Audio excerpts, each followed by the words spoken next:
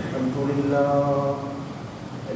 لله نحمده ونستعينه ونستغفره ونؤمن به ونتوكل عليه ونعوذ بالله من شرور أنفسنا ومن سيئات أعمالنا من يهده الله فلا مضل له ومن يضلله فلا هادي له ونشهد أن لا إله إلا الله وحده لا شريك له ونشهد أن محمدا عبده ورسوله صلى الله وسلم على رسوله سيدنا نبينا مولانا محمد وعلى آله وأصحابه وأتباعه أجمعين. أما بعد فقد قال الله تعالى في كلامه القديم: بسم الله الرحمن الرحيم. وقال ربكم ادعوني أستجب لكم إن الذين يستكبرون عن عبادتي سيدخلون جهنم داخلين. صدق الله مولانا العظيم. وقال النبي صلى الله عليه وسلم: الدعاء مخ العبادة. صدق رسول الله صلى الله عليه وسلم أو كما قال عليه الصلاة والسلام. அன்பிலும் மரணிலும் அளவிலா அல்லாஹ்வின் திருப்பெயர் கூறியதனை ஆரம்பம் செய்கின்றேன். பறந்து விருந்து கிடக்கும் நிலப்பரப்பையும் நிறைந்து தள்ளி கிடக்கும் நீர் பரப்பையும் உயர்ந்து ஓங்கிலிக்கும் மலைகளையும் அடர்ந்து மண்டி கிடக்கும் தாவரங்களையும் படைத்து இவ்வகிலத்தை அலங்கரித்து அதில் உயர்ந்த உன்னதமான படைப்பாக மனிதர்களாகி எம்மை படைத்து எமது தேவைகளை எப்பொழுதும் நிறைவேற்றி தந்து கொண்டிருக்கும். ஆகி என்றால் ஆகிவிடும், அழி என்றால் அழிந்துவிடும். அத்தனை வல்லமையுடைய அல்லாஹுக்கே எல்லாம் புகழும் உரியது. அவன் மேலானவன், துணையற்றவன், துணையற்றவன், வணக்கத்துக்குரியவன், வணங்கி வழிபடத்தக்கவன்.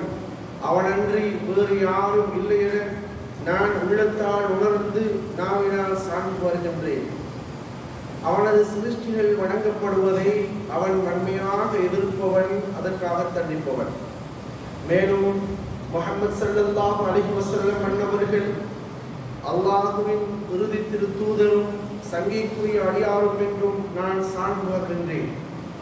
என்றென்றும் உரை சலாத்தும் சலாமும் எமக்கு நேர்வழி காட்டுவதற்காக அகிலத்தாட்போர் அருட்குழம்பாக அல்லாஹ்வினால் அனுப்பி வைக்கப்பட்ட எமது உயிரிலும் மேலான என் தலைவர் முஹம்மது ரசூலுல்லாஹி ஸல்லல்லாஹு அலைஹி வஸல்லம் அவர்கள் மீதும் அவர்களின் அடிச்சுவடுகளை பின்பற்றி வாழ்ந்த அருமை சஹாபா தோழர்கள் மீதும் அவர்களின் குடும்பத்தினர்கள், கோத்திரத்தினர்கள், தாபிஊன்கள், தபஅத் தாபிஈன்கள், சாலிஹீன்கள், இறையச்சமுடைய முத்தகீன்கள், விசுவாசிகளான ஆண்கள், பெண்கள் நம் அனைவர் மீதும் என்றென்றும் உண்டாவதாக.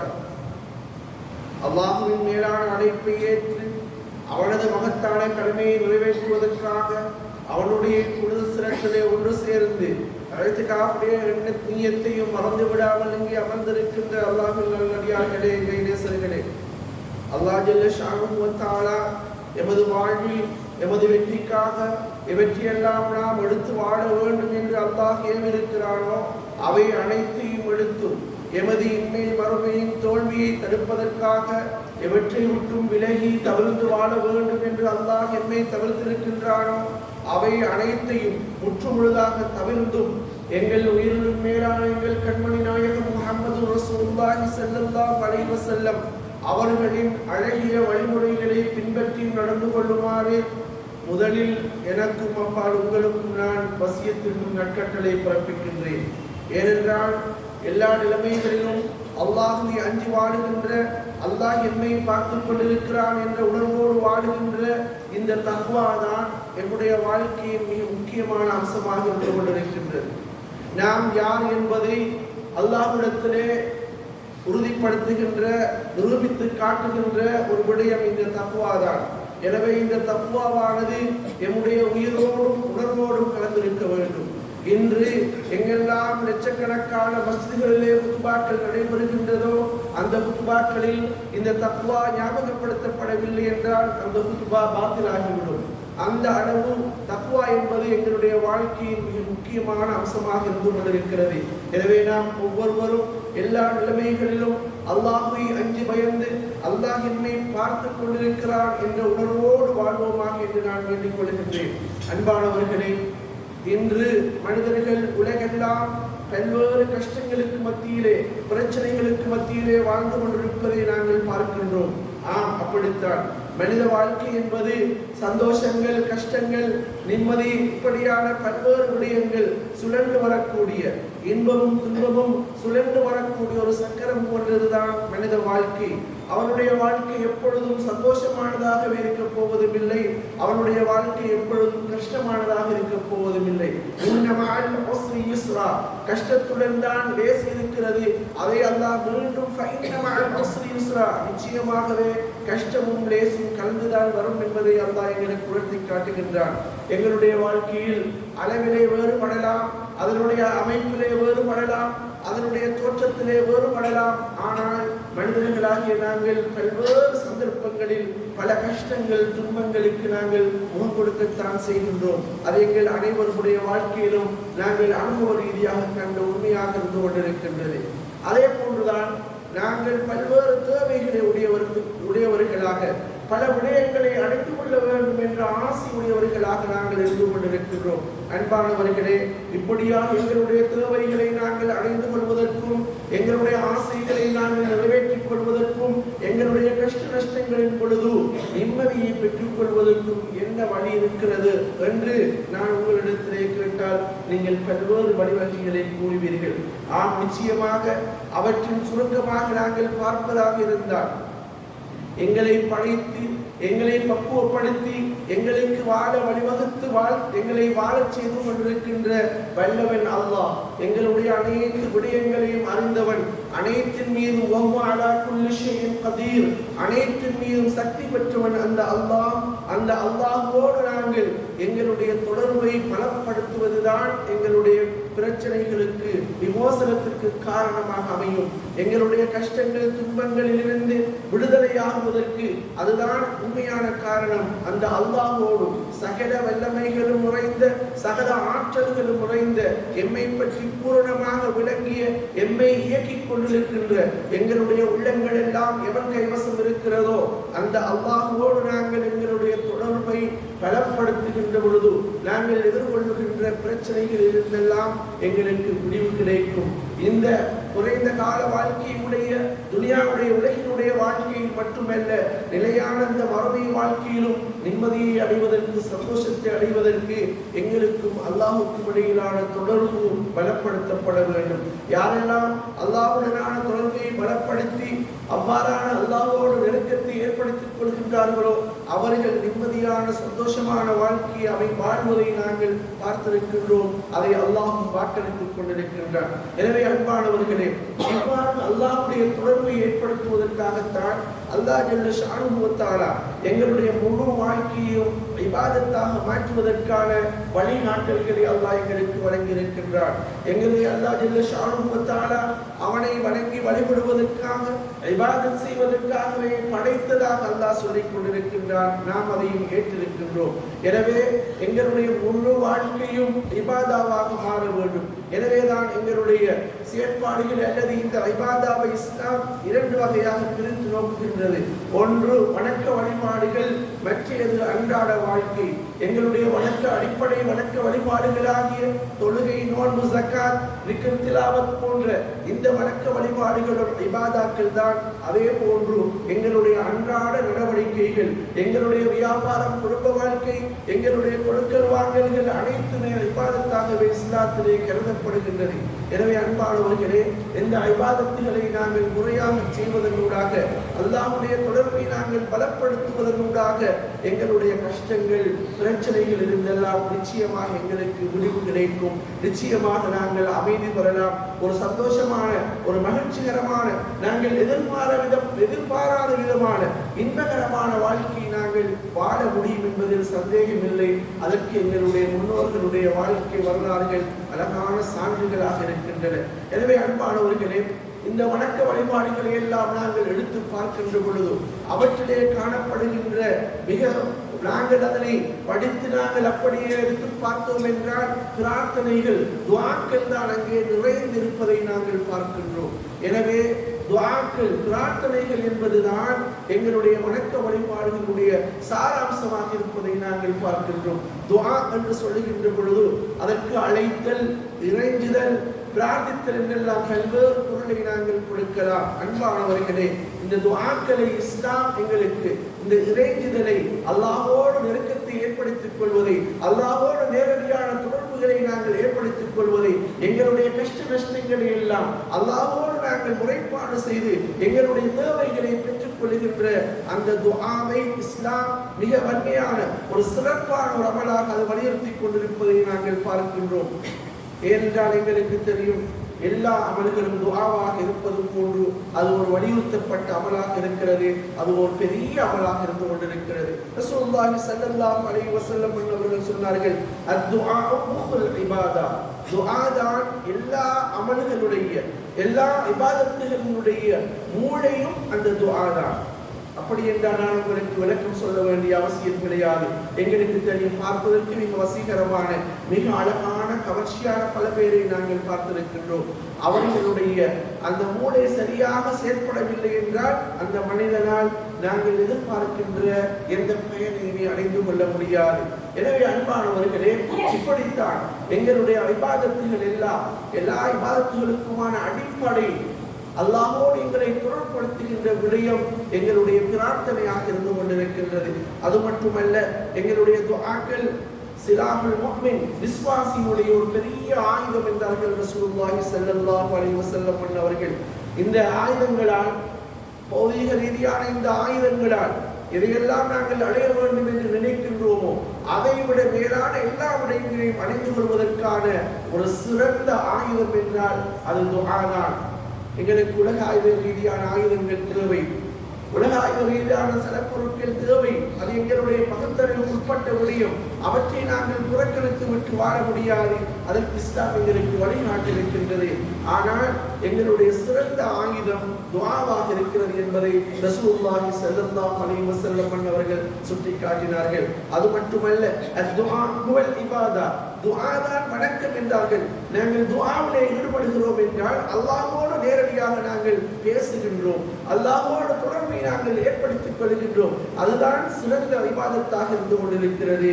நாங்கள் ஏதோ ஒன்றை நினைத்துக் கொண்டு, ஏதோ ஒன்றை நாங்கள் மனதிலே வைத்துக் கொண்டு, எங்களுடைய சிந்தனையை நாங்கள் எங்கோ வைத்துக் கொண்டு வெறுமனே நாங்கள் ருக்குவிலும் சுஜூதிலும் விழுவதை விட நாங்கள் அல்லாஹ்வோடு நேரடியாக பிரார்த்தனைகளில் ஈடுபடுகின்ற பொழுது நிச்சயமாக அதுதான் சிறந்த இபாதத்தாக இருந்து கொண்டிருக்கிறது.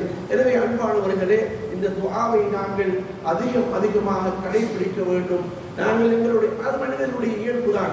மனிதர்களுக்கு கஷ்டங்கள், பிரச்சனைகள் வருகின்ற பொழுது அவனோ பெரிய சக்தியை நாடுகின்றான். அந்த சக்தியிடமிருந்து அவனுடைய உதவியை எதிர்பார்க்கின்றான். அதைத்தான் நாங்கள் துஆ என்று சொல்லுகின்றோம். எனவே முஸ்லிம்களாகிய நாங்கள் வல்லமை பொருந்திய அனைத்து ஆற்றல்களும் மிக்க அந்த அல்லாஹ்விடத்தில் எங்களுடைய தேவைகளை, எங்களுடைய ஆசாபாசங்களை அல்லாஹ்விடத்திலே முறையீடு செய்து அழகாக அதனை பெற்றுக் கொள்ளுகின்ற ஒரு ஊடகம் தான், ஒரு வழிமுறை தான் இந்த துஆவாக இருந்து கொண்டிருக்கிறது. அன்பானவர்களே, ரசூலுல்லாஹி ஸல்லல்லாஹு அலைஹி வஸல்லம் அவர்கள் சொன்னார்கள், லா தஅஜிஸு ஃபித் துஆ, நீங்கள் துஆ செய்கின்ற விடயத்தில் நீங்கள் பலவீனமாகி விடாதீர்கள். துஆ செய்கின்ற விடயத்தில் நீங்கள் பின்வாங்கி விட வேண்டாம். ஏனென்றால் யாரெல்லாம் துஆவோடு இருக்கின்றார்களோ அவர்கள் ஒரு நாளும் அழிக்கப்பட மாட்டார்கள், அவர்கள் நாசமாக்கப்பட மாட்டார்கள் என்பதை ரசூலுல்லாஹி ஸல்லல்லாஹு அலைஹி வஸல்லம் அவர்கள் சுட்டிக்காட்டினார்கள். எனவே நாங்கள் எப்போது துஆவோடு இருந்து கொண்டிருக்கின்றோமோ, எங்களுடைய அந்த மகத்தான அமலாகிய அந்த துஆவை நாங்கள் எல்லா சந்தர்ப்பங்களிலும் கடைபிடித்தவர்களாக நாங்கள் இருக்கின்றோமோ, நாங்கள் அழிவின் பக்கம் செல்ல மாட்டோம். அழிவிலிருந்து அல்லாஹ் எங்களை பாதுகாப்பான். ஏனென்றால் இந்த துஆவானது அல்லாஹ்வுடைய கதாவை கூட, அல்லாஹ்வுடைய விதியை கூட மாற்றமைக்கின்ற ஒரு வல்லமையை அல்லாஹ் ஜல்ல ஷானுஹு வ தஆலா இந்த துஆவிற்கு கொடுத்திருக்கின்றான். எங்களுக்கு தெரியும், எங்களுடைய அசைக்க முடியாத 6 நம்பிக்கைகளில் ஒன்றுதான் அல்லாஹ்வுடைய கதா கதிர். அல்லாஹ் எதனை ஏற்பாடு செய்திருக்கின்றானோ அதுதான் இந்த உலகத்திலே நடைபெற்றுக் கொண்டிருக்கிறது, நடைபெற இருக்கின்றன. ஆனால் அந்த கதாவை கூட எங்களுடைய துஆக்களினால் அல்லாஹ்வின் மீது நாங்கள் அசையாத நம்பிக்கை வைத்து அவரிடத்தில் எங்களுடைய பிரச்சனைகளை, கஷ்டங்களை, துன்பங்களை நாங்கள் முறைப்பாடு செய்து முறையாக வேண்டிக் கொள்கின்ற பொழுது எங்களுடைய விதியை கூட மாற்றுவதாக ரசூலுல்லாஹி ஸல்லல்லாஹு அலைஹி வஸல்லம் அவர்கள் சுட்டிக்காட்டினார்கள். அது மட்டுமல்ல, இன்னும் ஒரு சந்தர்ப்பத்திலே சொன்னார்கள், வானத்திலிருந்து வந்திருக்கின்ற எல்லா வகையான சோதனைகள் பலாய்களையும் நிச்சயமாக உங்களுடைய பிரார்த்தனைகள் அப்படியே இடைமறுத்து விடும் என்றார்கள் ரசூலுல்லாஹி ஸல்லல்லாஹு அலைஹி வஸல்லம் அவர்கள். அன்பானவர்களே, எத்தனை பெரிய ஆயுதம் என்று சிந்தித்து பாருங்கள். எத்தனை பெரிய ஆயுதம்! எங்கே இருந்து வருகின்ற எல்லா பிரச்சனைகளையும் எங்களுடைய துஆ என்று சொல்லக்கூடிய இந்த ஆயுதமானது அப்படியே இடையிலே வைத்து அதனை தவிடுபடியாக்கி விடுகின்ற ஒரு வல்லமையை அல்லாஹ் ஜல்ல ஷானுஹு வ தஆலா, ஒரு சக்தியை அல்லாஹ் ஜல்ல ஷானுஹு வ தஆலா இந்த துஆவுக்கு வழங்கி இருக்கிறார் என்பதை ரசூலுல்லாஹி ஸல்லல்லாஹு அலைஹி வஸல்லம் அவர்கள் வாக்களிக்கின்றார்கள். அது மட்டுமல்ல அன்பானவர்களே, இந்த துஆவின் மூலமாக அல்லாஹ் ஜல்ல ஷானுஹு வ தஆலா சந்தோஷம் அடைகின்றான். லைஸ ஷைஉன் அக்ரம அலல்லாஹி மினத் துஆ. அல்லாஹ்விடத்திலே நாங்கள் எங்களை அவரிடத்திலே மிகவும் பணிவாக அவனிடத்திலே எங்களை நாங்கள் ஒப்புவித்து அல்லாஹ்விடத்திலே நாங்கள் வேண்டுதல் செய்கின்ற இந்த துஆவை விட சங்கையான ஒரு விடயம், அல்லாஹ்வுக்கு மதிப்பான ஒரு விடயம் கிடையாது என்பதாக ரசூலுல்லாஹி ஸல்லல்லாஹு அலைஹி வஸல்லம் அவர்கள் சுட்டிக்காட்டினார்கள். எனவேதான் எங்களுடைய துஆவை கொண்டு எத்தனையோ விடயங்களை சாதிக்க முடியும், சாதித்திருக்கிறார்கள். நிச்சயமாக அதில் எந்த விதமான சந்தேகமுமே கிடையாது. எனவேதான் நாங்கள் பார்க்கின்றோம், அல்லாஹ் ஜல்ல ஷானுஹு வ தஆலா எங்களுக்கு படிப்பினைக்காக அல் குர்ஆனிலே பல நபிமார்களுடைய வரலாறுகளை அல்லாஹ் சொல்லி காட்டியிருக்கின்றான். இந்த துஆவுடைய விடயத்திலும் பல நபிமார்கள் தங்களுடைய பல்வேறுபட்ட பிரச்சனைகளின் பொழுதோ அல்லாஹ்விடத்திலே முறைப்பாடு செய்து அதனை அடைந்து கொண்ட வழிமுறையை அல்லாஹ் எங்களுக்கு சொல்லி காட்டியிருக்கின்றான். ஆதம் அலைஹிஸ்ஸலாம் அவர்கள் செய்த தவறுக்காக அல்லாஹ்விடத்திலே மன்னிப்பு கேட்ட பொழுது, அல்லாஹ்விடத்திலே பிரார்த்தித்த பொழுது அல்லாஹ் ஜல்ல ஷானுஹு வ தஆலா அவருக்கு அந்த பிரார்த்தனையை ஏற்றுக்கொண்ட செய்தியை அல்லாஹ் அல் குர்ஆனிலே சுட்டிக்காட்டுகின்றான்.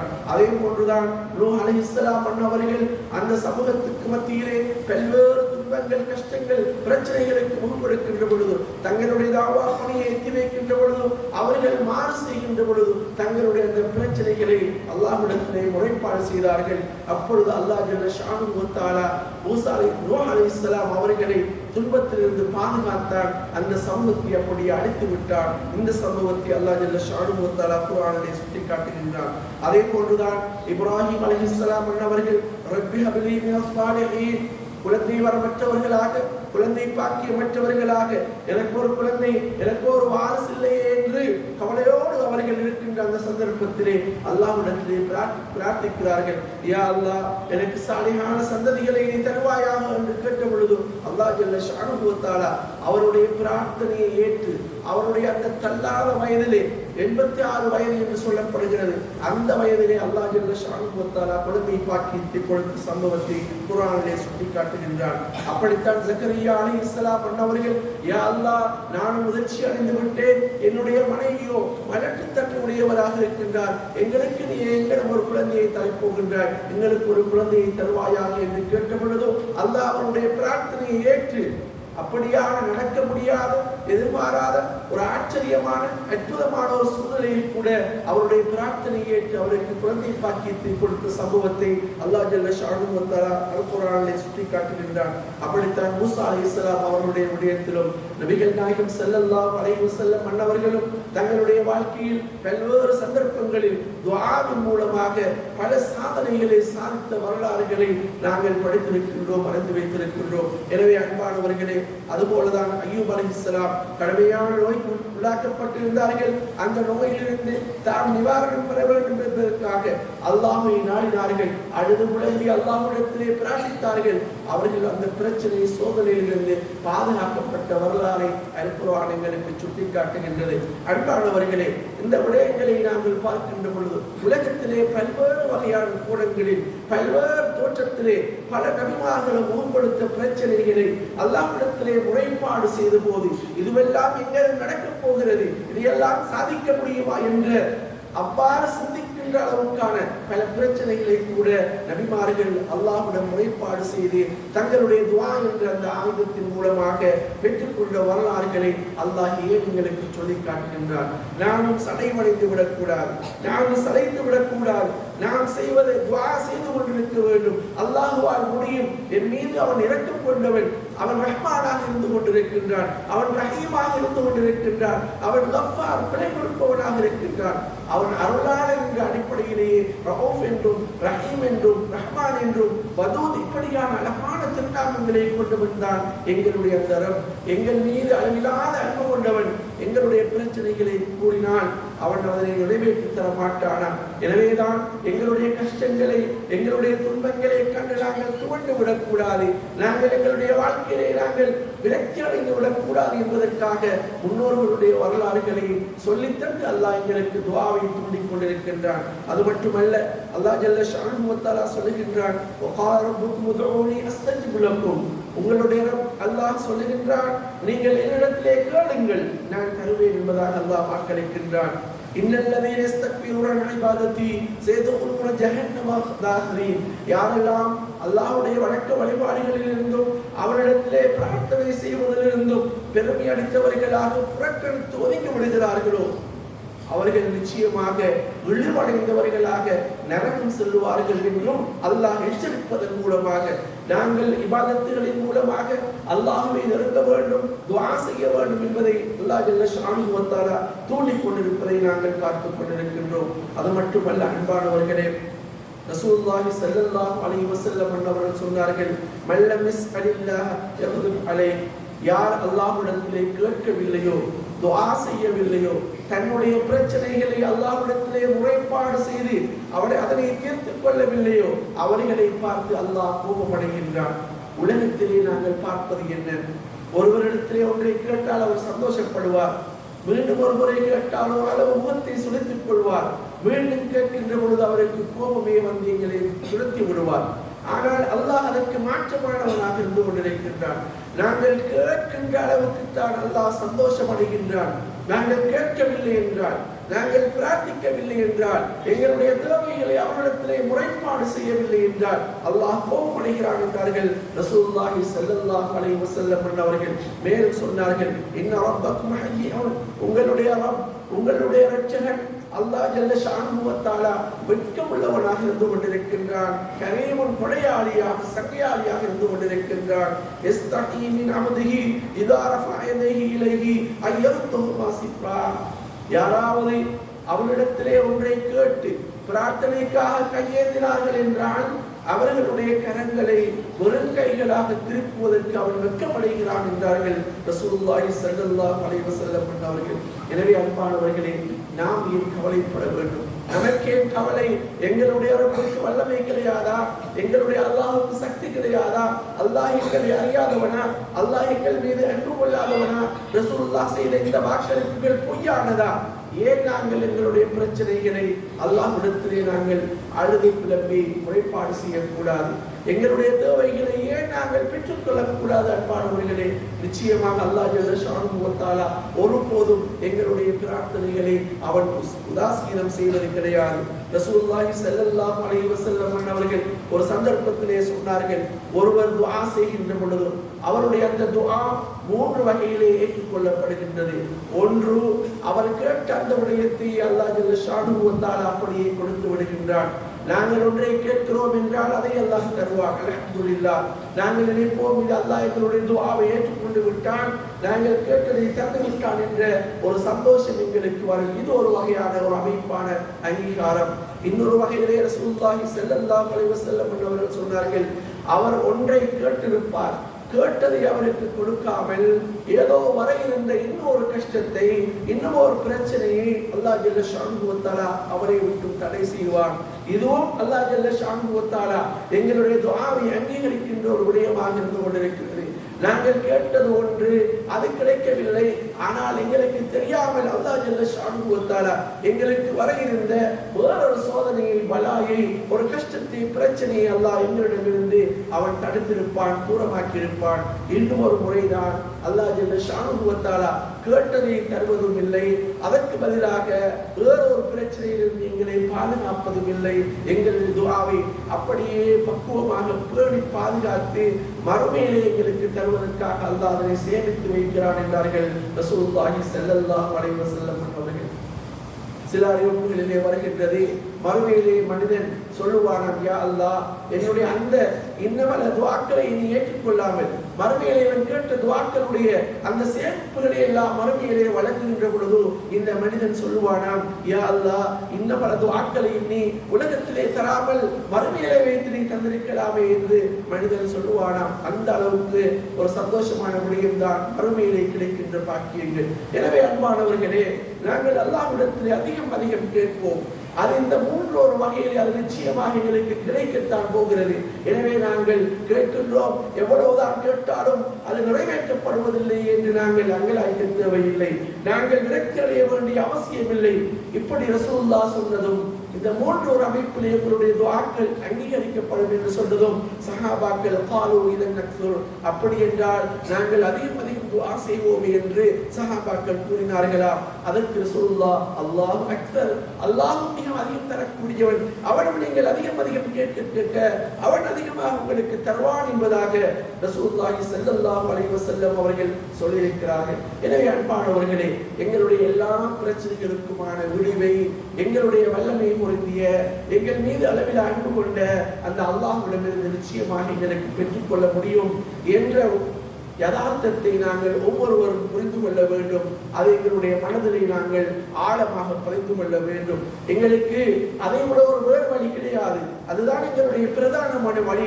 அதனை நிறைவேற்றுவதற்கான பக்கபலமாகத்தான் ஏனைய முயற்சிகளை நாங்கள் மேற்கொள்ள வேண்டியவர்களாக இருந்து கொண்டிருக்கிறோம். எனவே எங்களுடைய அத்தனை முயற்சிகளும் துஆவுடன் தான் இருக்க வேண்டும். இதைத்தான் எங்களுக்கு இஸ்லாம் சொல்லி தந்திருக்கிறது. எங்களுடைய எல்லா நிலைமைகளிலும் நாங்கள் துஆவோடு வாழ்வதற்கான பயிற்சியைத்தான் இஸ்லாம் எங்களுக்கு வழங்கி இருக்கிறது.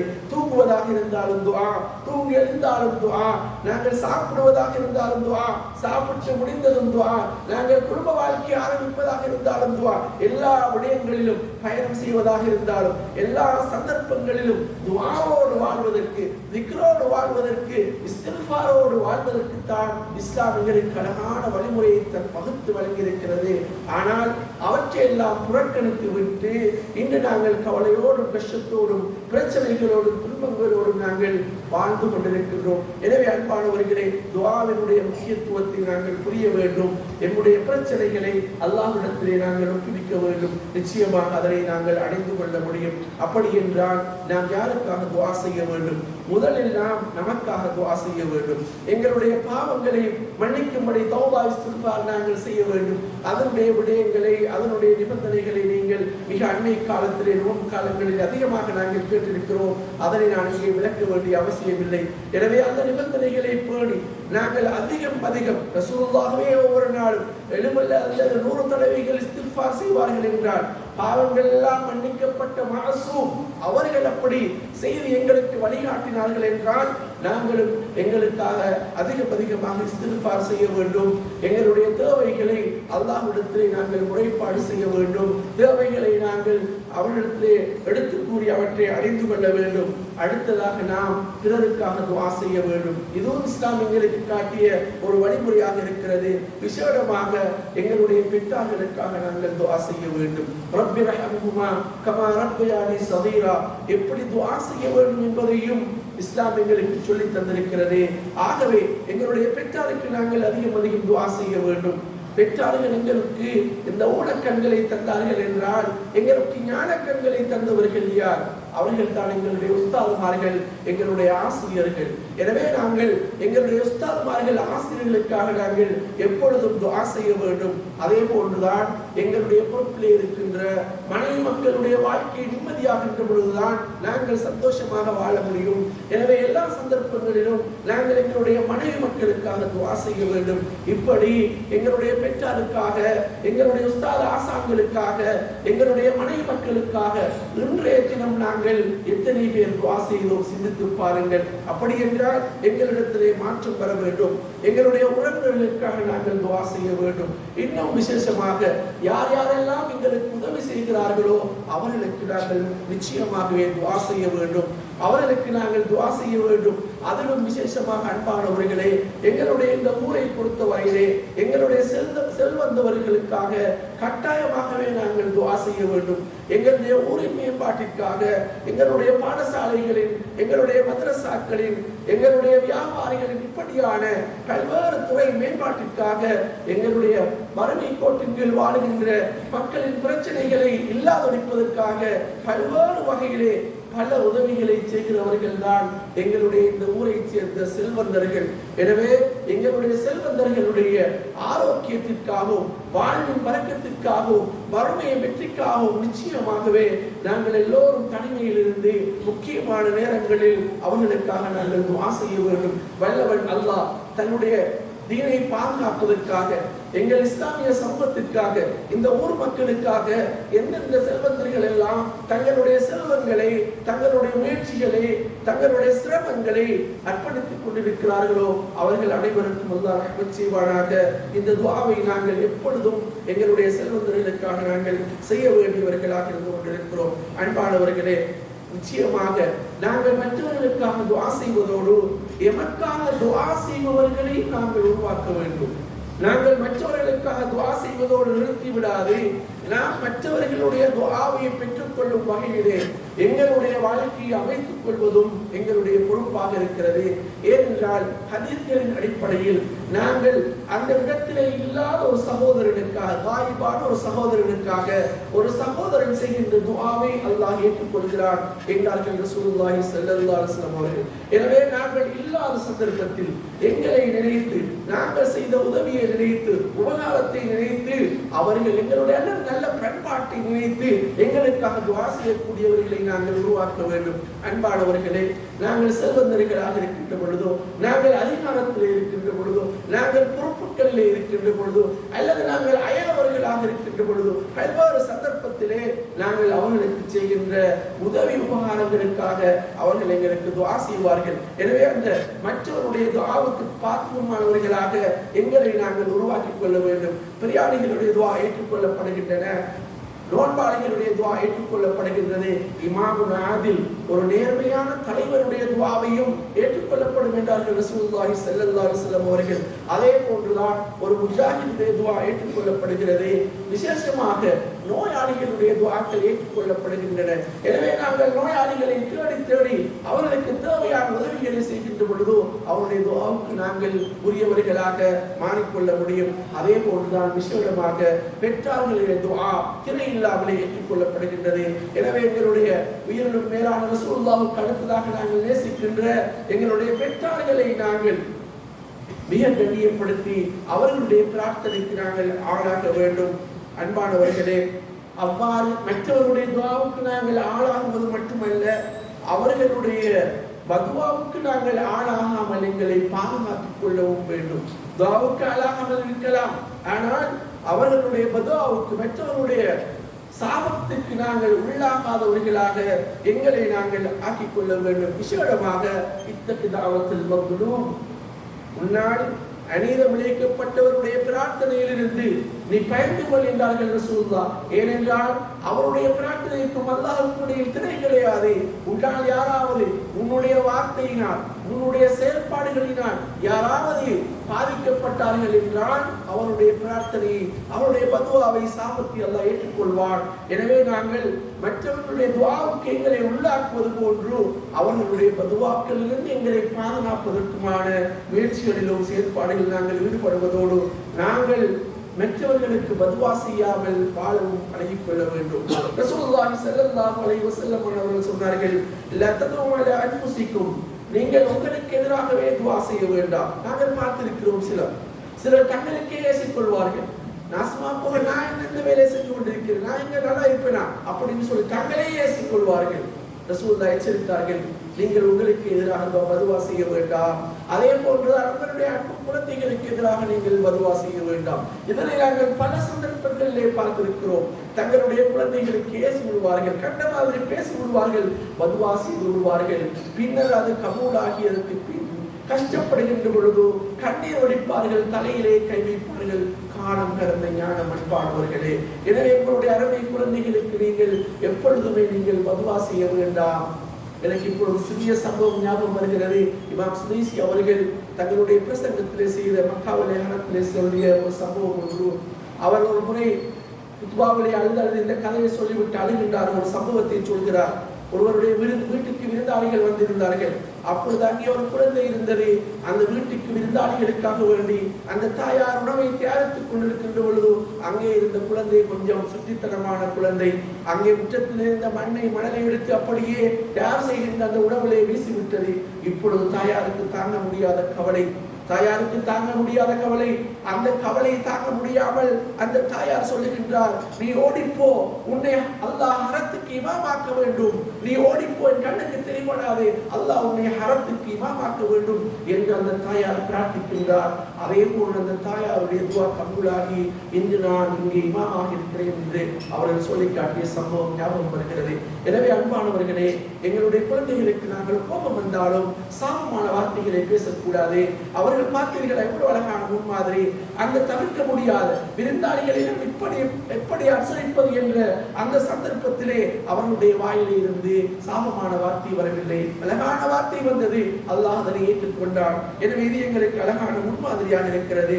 அதே போன்றுதான் உங்களுடைய வேலைக்காரர்களுக்கு நீங்கள் எதிராக சாபப்பட வேண்டாம், உங்களுடைய சொத்து செல்வங்களுக்கு நீங்கள் சாபப்பட வேண்டாம் என்பதாக ரசூலுல்லாஹ் சொன்னார்கள். எனவே நாங்கள் எங்களுக்கு பதுவா வராமல் எங்களை பாதுகாப்பது போன்று மற்றவர்களுக்கு பதுவா செய்யாமல் நாங்கள் எங்களை பாதுகாப்பதும் எங்களுடைய ஒரு முக்கியமான பொறுப்பாக இருந்து கொண்டிருக்கிறது. எனவே அன்பானவர்களே, இந்த துஆக்கள் எல்லாம் செய்ய வேண்டும் என்ற உணர்வு எங்களுக்கு வந்திருக்கிறது. கட்டாயம் கேட்டால் அல்லாஹ் தன்னை காத்துக் கொண்டிருக்கிறான், கேட்போம். நாங்கள் அதனை செய்வதற்கான சில முறை இருக்கிறது. சுருக்கமாக சொல்லுகின்றேன். நாங்கள் துஆ செய்வதற்கு எல்லா நேரத்திலும் செய்யலாம். தொழுகையை கூட பொறுத்தவரையில் சூரியன் நடுவுச்சிலே இருக்கின்ற பொழுது, சூரியன் உதிக்கின்ற பொழுது, சூரியன் மறைகின்ற பொழுது தொழுவது விரும்பத்தகாதது. ஆனால் துஆவுக்கு அப்படி இல்லை. எல்லா நேரத்திலும் நாங்கள் துஆ செய்யலாம். ஆனால் சில ஒழுங்குகள் இருக்கிறது. அந்த ஒழுங்குகளை பேணி அதிகமான சந்தர்ப்பங்களிலே நாங்கள் துஆ செய்ய வேண்டும். மிஸ்வாக்குடன் உது செய்து கிப்லாவை முன்னோக்கி எங்களுடைய கரங்களை ஏந்தி குரலை தாழ்த்தி ஹம்து ஸலவாத் அல்ஹம்துலில்லாஹ் அல்லாஹும்ம ஸல்லி அலா முஹம்மத் என்ற அந்த ஹம்து ஸலவாத்தை கூறி நல்ல அமல்களை செய்து அல்லது நாங்கள் செய்த நல்ல அமல்களை முன்னிறுத்தி நாங்கள் அல்லாஹ்வின் திருநாமங்களை கூறி இஹ்லாஸோடு நாங்கள் துஆ செய்ய வேண்டும். 3 முறை ஒரு விடயத்தை கேட்பது ரசூலுல்லாஹ்வுடைய பண்பாக இருந்து கொண்டிருக்கிறது. எனவே இந்த அமைப்பிலே நாங்கள் துஆக்களை செய்ய வேண்டும். இவ்வாறு அழகாக நாங்கள் கலங்கி முறையை நாங்கள் கேட்கின்ற பொழுது அல்லாஹ்வுடைய தொடர்பை நாங்கள் அதிகரித்துக் கொள்ள வேண்டும். அதே போன்றுதான் எந்த நேரத்தில் கேட்க வேண்டும், எல்லா நேரத்திலும் கேட்கலாம். ஆனால் சிறப்பான சில சந்தர்ப்பங்கள் இருக்கின்றன. பின்னிரவிலே தஹஜ்ஜுடைய வேளையில், வெள்ளிக்கிழமை தினங்களிலே, பாங்குக்கும் இகாமத்துக்கும் இடையிலே, ரமதான் காலங்களிலே, அரஃபாவுடைய மைதானத்திலே, இப்படி பல நேரங்களிலே நாங்கள் துஆ செய்வது சிறப்பானதாக இருக்கிறது. அதே போன்றுதான் பல சந்தர்ப்பங்கள், அதான் இகாமத்துக்கு இடையிலான சந்தர்ப்பம், தொழுகை முடிந்தது தொழுகைக்கு பின்னாலான சந்தர்ப்பம், நோன்பு திறக்கின்ற சந்தர்ப்பம், விசேடமாக சுஜூதிலே கேட்கப்படுகின்ற துஆ அல்லாஹ்வுக்கு மிக நெருக்கமான, கபூலத்துக்கு மிக நெருக்கமான துஆவாக இருக்கிறது. அதே போன்றுதான் பிரயாணத்தின் பொழுது ஹரம் ஷரீஃபிலே குர்ஆன் ஓதியதன் பின்னால் இப்படியான சந்தர்ப்பங்களிலே நாங்கள் துஆ செய்வதை நாங்கள் வலிமையாக்கிக் கொள்ள வேண்டும், முறைமையாக்கிக் கொள்ள வேண்டும். அதே போன்றுதான் அல்லாஹ் சொல்லுகின்றான், வைதா ஸஅலக இபாதி அன்னி ஃபஇன்னி கரீப், என்னுடைய அடியார்களிடத்திலே கேட்டால் அவர்களுக்கு கொடுப்பதற்கு நான் மிக அன்னியாக இருக்கின்றேன். ஆனால் அவர்களிடத்திலே கேட்டால் நான் கொடுப்பேன்.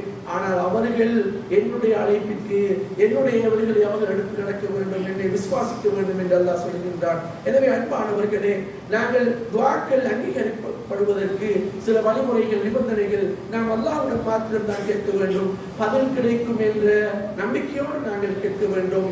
எங்கே எல்லாம் அல்லாஹ் ஏற்றுக்கொள்ளப்படுகிறான் என்ற அவநம்பிக்கையோடு கேட்காமல், அல்லாஹ் எனக்கு தருவான், அல்லாஹ் என்னுடைய பாவங்களை மன்னிக்கக் கூடியவன், அல்லாஹ் என் மீது இரக்கம் கொண்டவன் என்ற உறுதியோடு நாங்கள் கேட்க வேண்டும்.